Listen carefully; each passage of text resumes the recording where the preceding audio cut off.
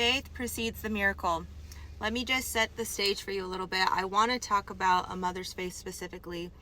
Picture a community that covenanted to God that they would never shed blood again because they had killed many when they were Lamanites. But then when they were converted to God and became the people of Ammon, they didn't want to kill anymore. And just the thought of that made them sick. They laid down their weapons and promised God they would never kill or shed blood again. But when the Nephites were in trouble, the Nephite dissensions rose, the Lamanite wickedness rose, and they needed more help.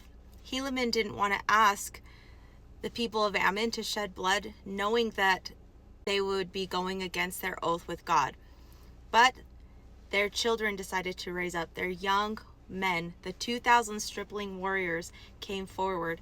These were young men. I'm picturing 13, 14, 15 years old, going into battle with no experience. Their mothers knew they had no experience and had never been to battle, but their faith was beautiful. They told their sons, if you trust in God, He'll deliver you. The faith of their mothers is what ultimately saved them in battle.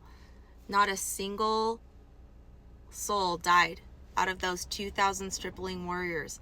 Not a single one died in battle. And they were up against Lamanite men who were experienced in battle and had killed many.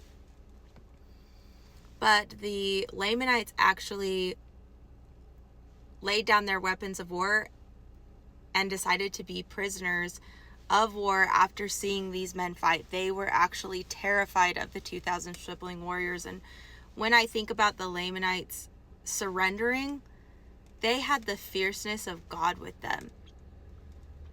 They didn't come with experience, they came with faith. The 2,000 stripling warriors rehearsed to Helaman that their mothers knew they would be delivered if they had faith.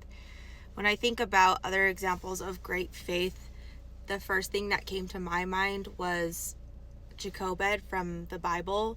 She was Moses' mother who placed him in the river, knowing that was her only option, knowing that she couldn't negotiate with those soldiers who were commanded by Pharaoh to kill every last baby boy. She placed that boy in the water,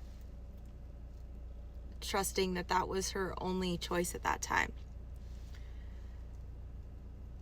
In my own life, I placed my daughter for adoption at birth, knowing it was the only option at the time. Unfortunately, God gave me warnings through dreams, premonitions, through much prayer. My divine guidance was to place my daughter for adoption.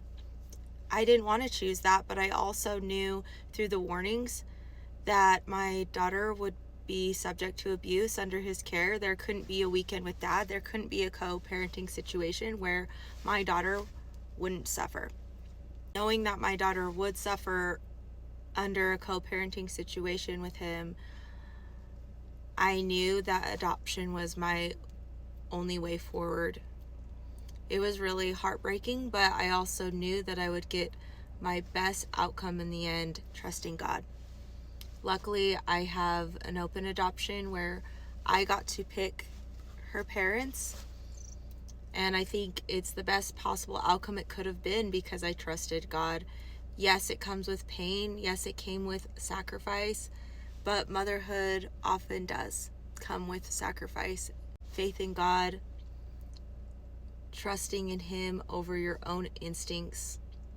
Trust in the Lord with all thine heart and lean not unto thy own understanding. Those are some of the things that have gotten me through the painful times. But faith precedes the miracle, and God asks us to put our faith on the altar first before something miraculous can come.